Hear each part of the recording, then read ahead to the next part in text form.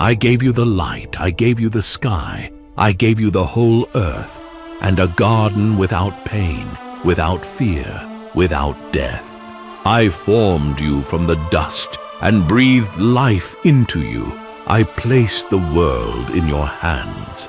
But one choice was enough, and everything collapsed. It wasn't a war. It wasn't a sword. It was a bite. A silent decision that turned paradise into exile and ignited a curse that still echoes. I did not take your freedom, but I warned you. There was a boundary, a tree, and a voice that whispered doubt. You turned your face, and with that, you broke what was eternal. With every generation I keep calling, from the midst of pain, from the midst of dust, in the valley of redemption. In the beginning, there was no form, no sound, no time, only the void, silent and dark, awaiting a command. Then God spoke, and at the sound of the first word, light blazed forth like lightning piercing the abyss. The darkness retreated. Day was separated from night, and time, which did not yet exist, began to flow. With infinite precision, the heavens were stretched out like a veil over the deep. Dry land emerged from the chaos, shaped by unseen hands. The seas were confined within invisible boundaries, and the rivers were given paths no one sees, yet all follow. Mountains rose in majesty, and valleys bowed down as if in obedience. Everything responded to the sound of the Creator's voice. He commanded the earth to bring forth life, and the earth obeyed. Trees, forests, herbs, seeds, colors sprang up. The wind began to carry new fragrances, and the world began to pulse. Then came the stars. The sun, radiant in its glory, was set to govern the day. The moon, serene, was given dominion over the night, and the stars took their places as sentinels of the sky. When all was ready, God filled the world with motion. The waters brought forth fish and sea monsters. The land saw the birth of reptiles, beasts that run, that burrow, that hunt. And the sky was filled with wings, with songs, with life. It was a world in order, a system of beauty, balance, and obedience. And God looked upon all that he had made and declared, "It was good, very good." But creation was not yet complete. Someone was missing, not to rule by force, nor to follow by instinct, but to reflect the very image of the Creator himself. Someone capable of thought, of emotion, of choice.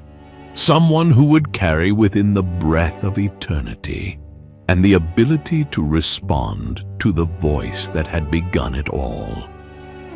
As the world took on shape and color, something more was unfolding, something the human eye would never perceive. A reality above matter, as ancient as eternity itself. The heavens were not empty. In the celestial realms, myriads of spiritual beings beheld in silence the great work unraveling before them. It was not curiosity, it was reverence. They knew who was speaking. They knew that with each word, a new layer of glory was being revealed. And though they were radiant beings, clothed in light and strength, not one of them dared question, compete, or turn their gaze away. The visible creation pulsed with beauty, but beyond the veil, pure adoration was taking place. Each phase of creation was like a hymn, each divine command, a chord. It was as if the universe was being orchestrated, and the angels were the silent audience of a symphony that only God could conduct. The stars did not appear by chance. Each was set with intent, aligned like a note on an invisible score. The motion of the waters, the rhythm of time, the breath across the fields, all obeyed. Nothing resisted. Nothing was lost. There, in the eternity that surrounds time, there was no conflict, no envy, no pride. No voice rose against the Creator. No thought dared tread its own path. The harmony was so absolute that it required no rules. Everything flowed because everything understood its place. It was worship without the need for music, submission without oppression, order without burden. Every being, every atom, every spirit knew he was the center, and to exist was simply to yield to his presence. Lights without shadow pierced the spiritual firmament. Glory was not hidden. It was seen, felt, absorbed. Among flaming thrones, the cherubim hovered in reverence. The seraphim sang without voice. Time did not pass. It rested in God. And eternity was not a destination. It was a state. It was a peace that preceded any concept of peace. A silence heavy with meaning. The light shone and met with response. And creation, though lacking human spectators, already exalted its author with perfection. The angels did not interfere in the work, but preserved it in their memory like witnesses to a cosmic secret that could not be explained, only admired. Each moment of creation was like the stroke of an unknown harp, vibrating through dimensions beyond the reach of the eye. But then, something changed. The movement ceased. The words withdrew. The entire universe seemed to hold its breath. For the Creator, who had made all things with order and majesty, now turned his attention to something never before conceived. It was not another being to dwell in the heavens, nor a new song to echo among the galaxies. It was the beginning of a project hidden even from the perception of angels, a thought without parallel, shaped by freedom, consciousness, and response. A being capable of reflection, of choice, of love. And before the next word was spoken, the whole universe suspended its course, as though the infinite itself, sensing what was about to be born, had fallen silent to hear the exact sound of the desire of God. Creation still breathed as though newly born when God turned his gaze to the dust. And from that nameless ground, he shaped man with his own hands. He was not fashioned in haste, nor cast forth as just another creature among many. He was sculpted with intention. Every line held purpose, every detail a destiny. And when the divine breath entered his nostrils, Adam did not merely live. He awoke. His eyes did not open to an empty world. He beheld Eden, a garden of living order where chaos had been subdued. The trees stood tall with fruit that did not decay. Rivers cut through the land with precision and grace. The wind posed no threat. It was companionship. The earth demanded no toil. It yielded freely. There was no pain, no urgency, no fear. And the Creator was not a distant mystery. He walked among the trees as a friend who longs to be found. Yet man was not placed there as a guest. He was given a calling. His mission was to cultivate, to guard, to govern, not merely to reap, but to tend, not simply to exist, but to bring order. God gave him dominion over all living things. The fish gliding through rivers, the birds tracing lines across the sky, the animals moving across the land. None of them fled. None threatened. There was recognition. There was balance. Adam was no spectator. He was a priest in a temple without walls. Every step he took was like a silent prayer. The ground beneath was soft, covered with leaves that never withered. The breeze caressed his face like a welcome gesture. The scent of fruit mingled with the fragrance of damp soil, and creation itself seemed to breathe with him. The garden was not merely beautiful. It was alive, aware, attentive. And when his feet touched the waters of the rivers, it was as if the current knew his name. Nature itself embraced the man like a child returned home. But even in that perfect paradise, something was still to come. For the Creator had made all things good, but he knew that goodness reveals its fullness only when it is shared. Adam had the garden, creation under his command, and the voice of God as his companion. Yet amidst so many wonders, something was missing, a reflection of himself. Someone with whom to share his gaze, his touch, his journey. The world around him was vast, beautiful, and obedient. But still, it was lonely. God saw that what he had called good was not yet complete. And the silence surrounding the man, however harmonious it seemed, could not fill the space reserved for the most intimate form of communion. The Creator did not offer him distractions, nor more power.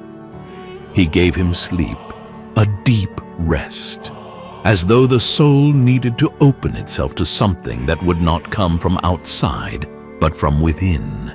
And there, from the rib, not from the head to rule over him, nor from the feet to be trampled upon, but from the side, close to the heart, God formed the woman.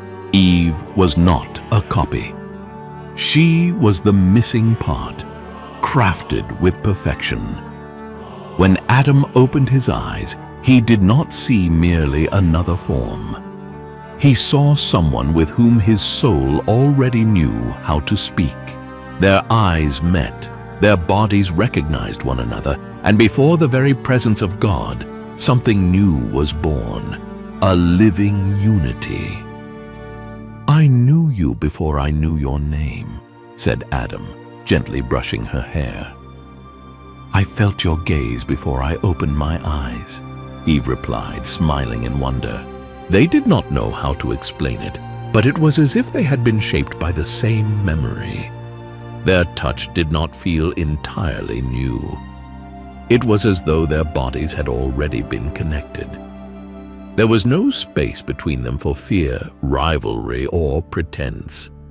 Innocence was their natural state. Trust flowed without effort, and their life together was marked by discovery, not tension. Together they explored the garden as if everything had been made for them. They walked among trees heavy with fruit, gathering without haste. Every gesture was light. Every step felt like music. At the riverbanks, they dipped their feet, and the waters reflected not just their images, but the peace that lived between them. They labored together without exhaustion. When one planted, the other watered. When one pointed to the heavens, the other understood. There was synchronicity.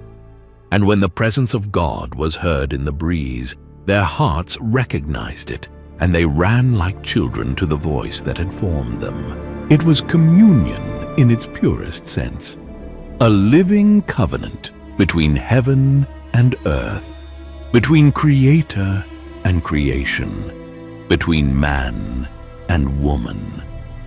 Everything was in perfect harmony, as though nothing could ever be broken. But eternity had not yet been tested, for what awaited them still lay hidden among the trees.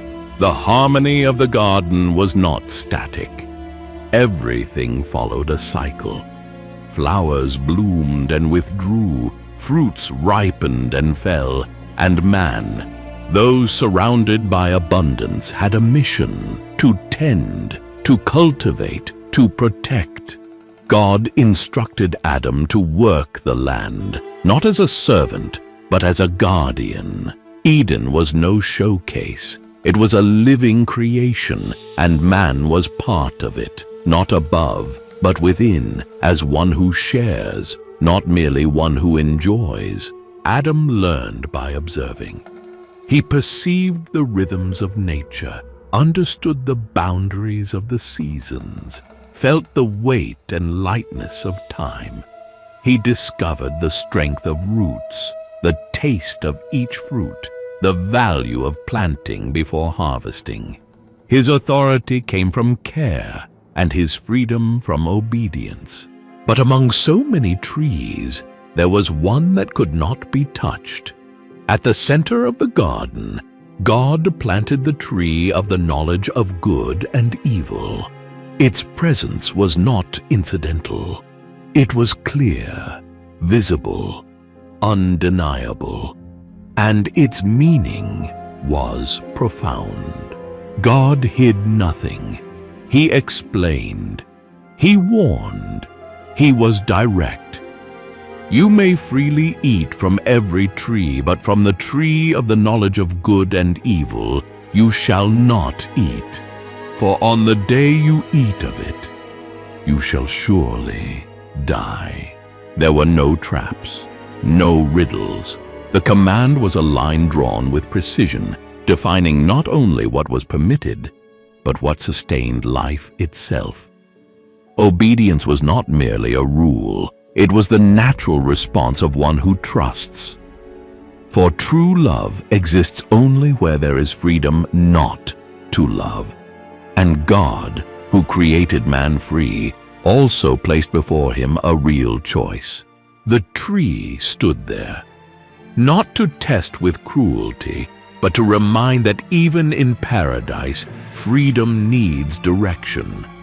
The fruit was not poisonous, but the act of disobedience carried a profound rupture, as if turning one's face from the giver of all things were, in itself, a kind of death. Adam understood. He knew the limit. He knew the command. He knew the consequence. And yet, around the tree, the silence began to shift. The garden, once full and predictable, now held a point of tension. A reserved space. A place where the will of man and the will of God could not share the same throne. Eden remained perfect, but now there was a line, and beyond it, all could fall apart. There was still peace in the garden. Time remained light, and the days drifted by like a breeze, unmeasured, unhurried. Adam and Eve walked among mature trees, laughed by the riverbanks, and gratefully gathered what the earth offered them. The presence of God was frequent, alive, familiar. Nothing had changed, or almost nothing. Yet amidst the perfection, something began to insinuate itself. It was not visible, had no scent nor sound, yet it disturbed the silence. A subtle presence, like a slight misalignment in the air, altering the garden's vibration without alarm. The sky, once serene, now seemed hesitant in its glow. There was something out of rhythm, something that did not belong, and yet did not immediately stand apart. Among the leaves, the serpent appeared with the ease of one who had never been absent.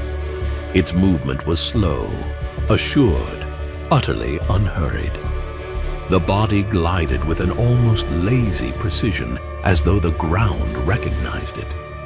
Its skin, moist and lustrous, seemed made of the same substance as the sweetest fruits. Its eyes bore no threat, only a fixed, watchful glint, with the calm of one who had observed for a long time. Nothing in its appearance cried danger, yet there was something unsettling in the way it moved, as if every curve of its body were a word yet unspoken. The first phrase was no introduction, it was an entrance. The voice came not to declare, but to claim territory. It emerged low, firm, velvety. A voice that seemed to know the exact moment to be heard. Eve did not recoil. She listened without fear, without haste. That creature spoke with the tone of one who had always known what to say, and that alone was enough to disarm reason. It did not demand trust. It made it seem already granted. From that day, the garden began to breathe differently. It did not lose its beauty, but gained a shadow. Eve noticed small details, birds falling silent earlier, leaves slower to stir, rivers moving with an eerie stillness. Even the wind seemed to carry questions. The space around her no longer responded as it once did. It was not the creator withdrawing.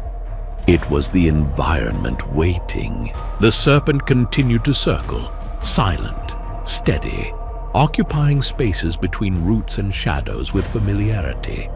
It did not force encounters. It knew how to wait. There was a calculation in its eyes, an unspoken intent. It did not threaten, it did not provoke. It simply remained near, as if nothing needed to be rushed. And then, when Eve was distracted by the tranquility of the moment, the serpent spoke. Not to teach, nor to command. It merely posed a question, as though confirming something obvious. Did God really say that you must not eat from any tree in the garden? The phrase did not sound like a doubt.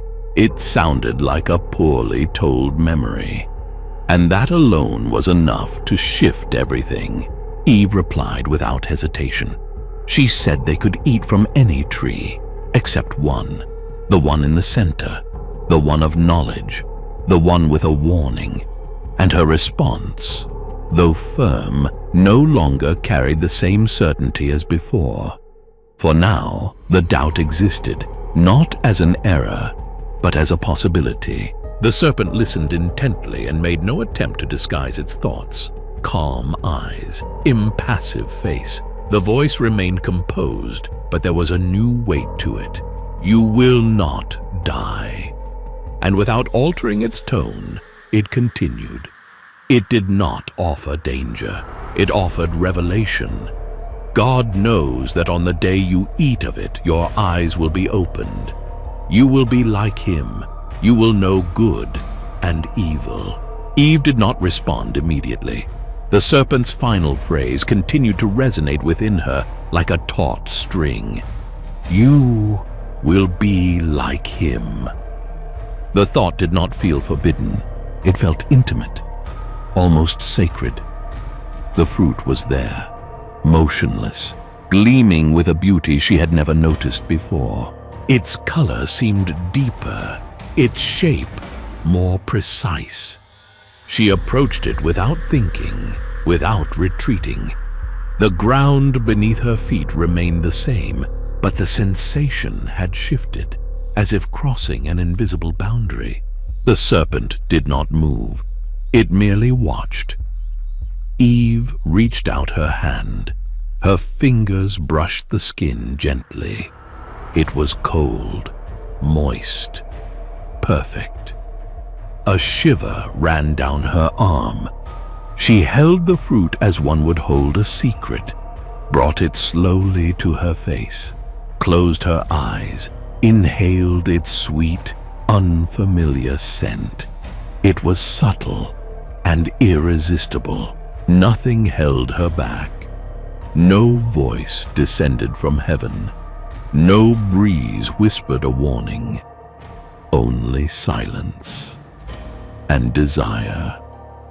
She touched the fruit to her lips with care, as one would taste something sacred. And then she bit. The skin broke with a soft crack.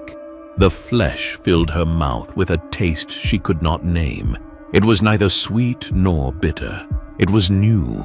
It was everything. A strange warmth surged through her chest. For the first time, she felt the weight of her own body. She felt present. She felt changed. And in the instant she swallowed, there was no cry, no fall. Only a new silence, dense, absolute, that seemed to witness, in reverence, the exact moment paradise ceased to be whole. The decision had already been made, but its consequences were yet unnamed. Eve no longer thought of prohibition, nor of punishment. She thought of what she had felt, of what she had crossed. She did not speak of the serpent. She spoke of the revelation. When she spoke with Adam, she did not recount the scene. She repeated the promise, and she did not make it sound dangerous. She made it sound like truth. The idea did not feel like a transgression. It felt like destiny, an inevitable step towards something greater. To know more, to see more, to be more. Thus, the poison spread.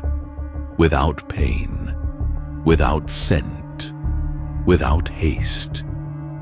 The serpent had not pushed them. It had simply rearranged the symbols, made the boundary seem like injustice, made the care seem like control, made obedience seem like imprisonment. The tree, which they had so often ignored without effort, now drew them in, and before it, their feet halted, not from hunger, but from a thirst for autonomy. The fruit remained the same, but their gaze did not. And as their eyes fixed upon the forbidden, the entire garden seemed to lean in, as if harmony held its breath, as if creation, which had once echoed very good, now waited for a decision. There was still beauty in the garden. The breeze moved gently, the fruits hung ripe, and the soil responded generously to the touch. But before the forbidden tree, something was no longer as it had been. Eve stopped, and time around her seemed to slow. The fruit gleamed with a serenity that deceived. Its color was vivid, yet strangely alluring. There was no real need, only desire. And desire, though silent, had already begun to alter the world. She reached out her hand, touched it. Nothing happened. No thunder, no resistance. The fruit was there, as it had always been. But now, it seemed ready to be taken. Eve brought it to her lips and bit. In that same instant, Adam, at her side, accepted the fruit she offered him. Their eyes met, and there was a moment of absolute silence. He knew, yet he ate. There was no trembling beneath their feet, no fire in the sky, but the entire universe shuddered with a kind of rupture that makes no sound. Something broke, not in the matter, but in the covenant. Their eyes were opened, just as the serpent had said, but not to see what they had hoped. What they found was themselves, and to see oneself for the first time was painful. They saw the body, but not with gratitude. They saw the skin, but not with beauty. The gaze which had once reflected trust and harmony now held estrangement.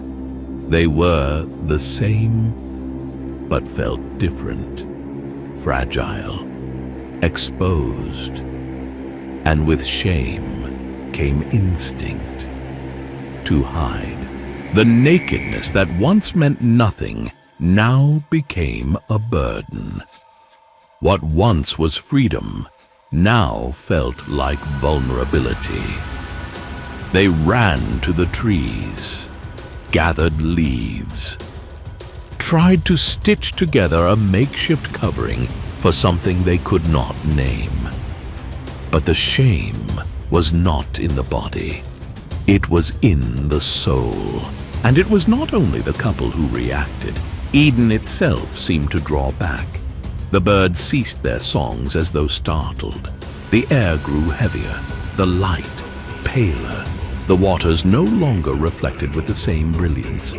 Even the insects seemed to withdraw. There was a strange silence, not serene, but uncomfortable. A kind of emptiness that had not existed before, as though creation had lost its tone. The roots shrank beneath the earth. The leaves grew heavier. The harmony that had once flowed effortlessly now required strength to sustain. It was as if the entire garden were holding its breath. Above, in the unseen, the heavenly realms also perceived it. It was not merely an act in time. It was a tear in the fabric of eternity. And though no trumpet sounded, the angels knew something had changed. A different sound began to vibrate through every particle of life. A sound no ear had ever known. An echo without form, yet full of absence. And God had not yet spoken. Adam and Eve knew he would come. The same God who had always walked with them in the evening. The one who spoke, who taught, who smiled. But now, the presence that had once been comfort became a burden. The sound of footsteps in the distance, once a joy, now brought terror. They hid, but there was nowhere to hide. For it was not the body he sought, it was the truth, and the truth was wounded. Eden did not crumble into ruins, but something invisible had been displaced. The trust that had once upheld everything had been broken. The peace that had filled the air like fragrance was replaced by unrest. Time, once light, now felt heavy. The fall was not a noise, it was a loss. And even though the trees were still green, the rivers still flowed, and there was still shade beneath the branches, everything was different. For man had chosen. They knew what they were doing. They did not stumble by accident, nor were they led by deceit alone. They chose. They desired. And once done, it could not be undone. No leaves could cover it. No words could erase it. At the far edge of Eden, judgment was already drawing near. Silent, inevitable, It carried the weight of one who does not come to destroy, but to reveal. And the garden, now, would no longer be merely a home. It would be a stage for reunion, for separation, and for promise. Before the Creator revealed himself, there were no thunders, no trumpets, only the subtle trembling of leaves betraying the weight of his arrival. The wind, which once danced among the treetops, withdrew like a shamed servant, and every bird fell silent, awaiting the invisible sentence that now hung over all. For the first time, the presence that once illuminated the evening seemed to cast a shadow upon the hearts of the man and the woman. There was nowhere to hide, but they tried, behind trunks now too slender, beneath branches never meant for shelter. And then the voice, sweet and terrible, broke the silence like a fine blade. "Adam, where are you?" The voice cut through the silence with clarity. It was not filled with wrath, but it carried weight. Adam heard it and knew the time for hiding was over. When he finally stepped into the light, the childish joy he once bore was gone. His eyes, once mirrors of trust, were dulled. His body, once free in movement, now shrank beneath poorly sewn leaves that scratched the skin. He admitted his fear of the presence, yet did not surrender fully to the truth. He pointed to Eve, and the purity of his love faltered. Eve, wounded by the accusation, tried to cast off guilt by shifting it to the serpent. And in this exchange of blame, Eden itself seemed to groan. The first marriage had met its first fracture. Then the Creator spoke, and each sentence fell upon reality like a burning seal. To the serpent, that sinuous body, once a symbol of cunning, was bent under a curse. It fell from any height to the dust, condemned to crawl across soil that offers no redemption. From the woman's womb would come a lineage that would pursue it through the ages. There would be bruised heels, but more than that, crushed heads. A thread of hope was sewn into the enemy's very condemnation. To the woman, the womb that would bring forth life would now shudder in pain. Every contraction would recall the price of the choice. Maternal love, pure and sacrificial, would be born mingled with weeping, and yet would always be greater than the sorrow. Her desire for the company of her husband would continue to burn, but the power to govern would be marred by tension, a silent battle between care and control. To the man, the ground that had once responded generously would now raise thorns in defiance. The earth, once a spontaneous garden, would now demand sweat and furrowed brows. Every grain of wheat would carry the memory of dust. Every loaf, the taste of toil. And death, once a foreign concept, became a marked destiny. From dust you came, and to dust you shall return. As these words were spoken, unseen layers of creation began to shift. Thermal currents altered the air. Roots trembled beneath the soil. The horizon itself seemed to bow, as though the world in mourning bent the knee. But amid the fire and ash, a single, unexpected gesture shone. The Creator looked upon the couple's improvised nakedness, leaves incapable of covering shame or the cold that would come. Then, in a silent act, he himself slew an innocent creature. The sound of its final breath filled the air with a primal lament. The blood spilt soaked the grass, seeping into soil still pure. And with that still warm skin, God clothed the man and the woman. It was no adornment. It was armor, a living reminder that life covers life. It was mercy, foreshadowing the greater sacrifice to come centuries later. The metallic scent of blood mingled with the gentle perfume of lilies, and the contrast wounded the couple's memory. To remain alive beyond those bounds, something would have to die. For the first time, they realized that every provision carries a hidden cost. The moment to depart had come.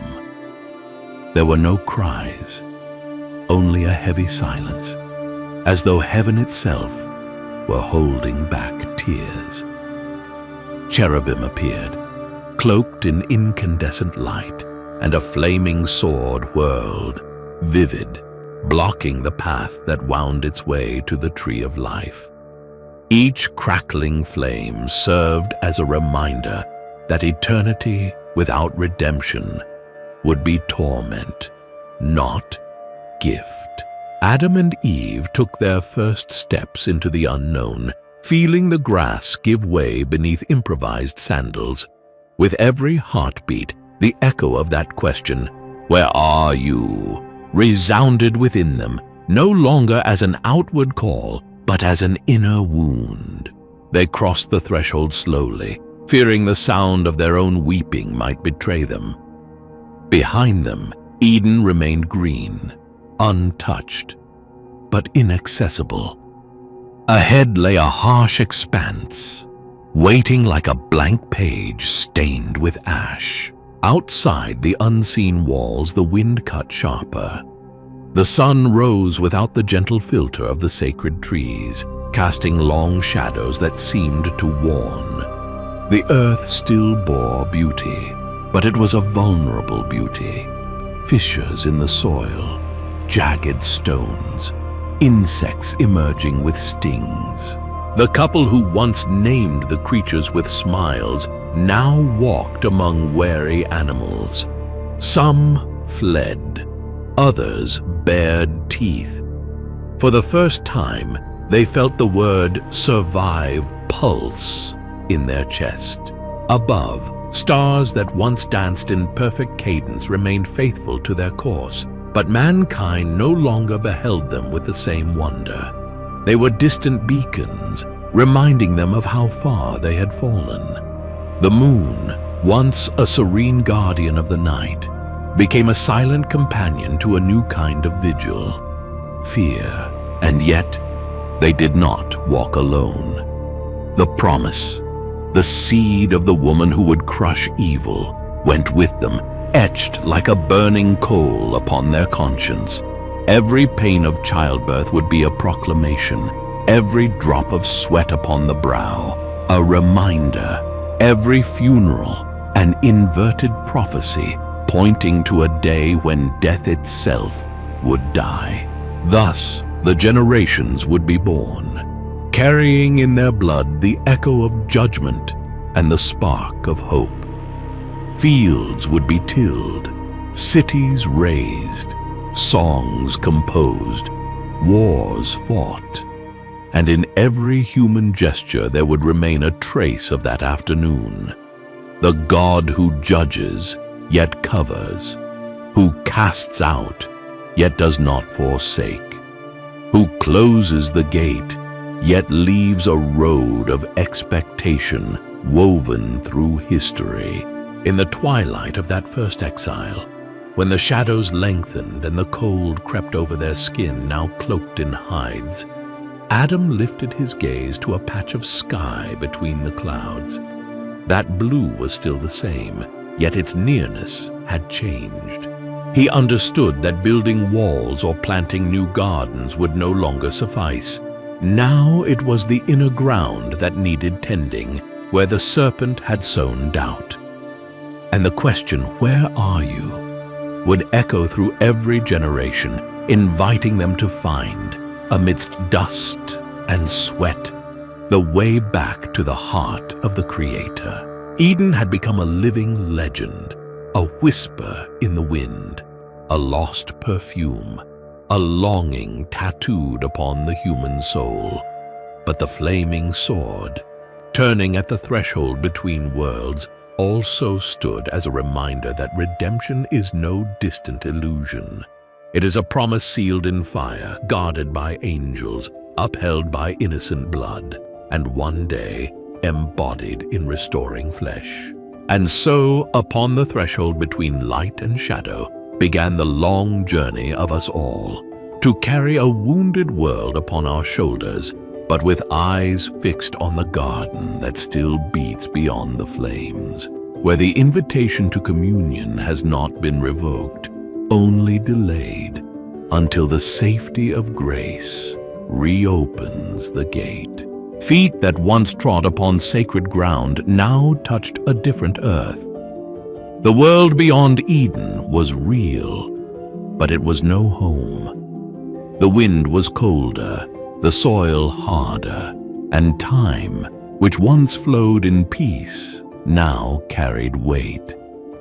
For the first time, humankind felt what it meant to walk without a visible direction.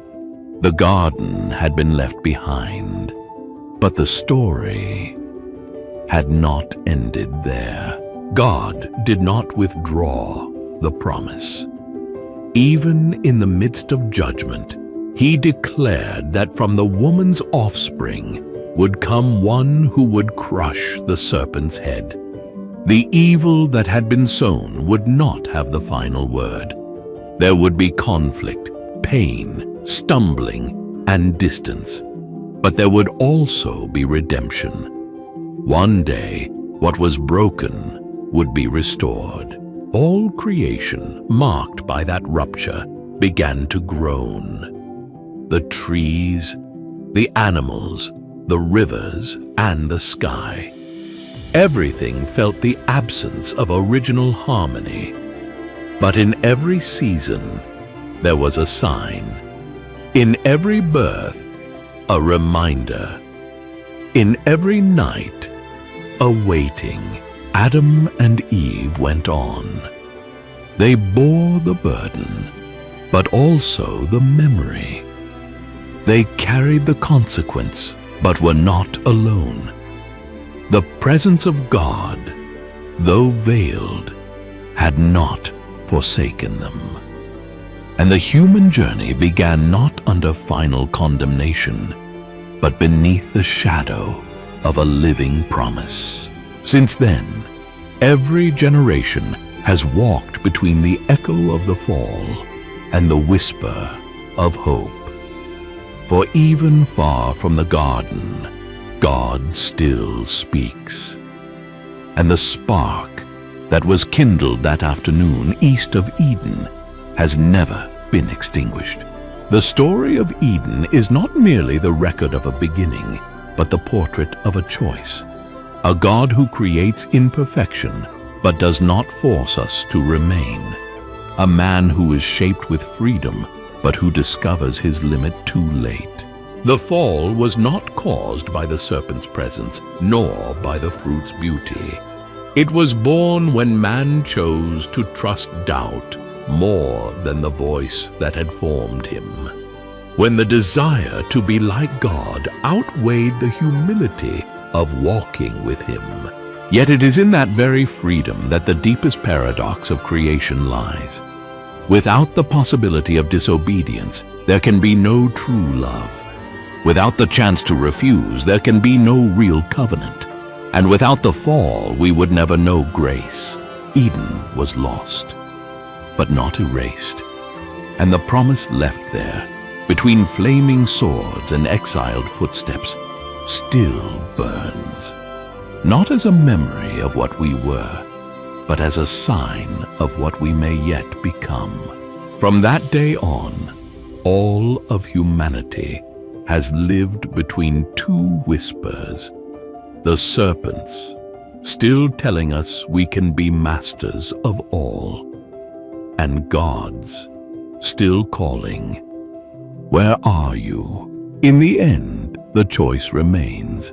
But now we know the consequence, and even outside the garden, we still have the chance to return.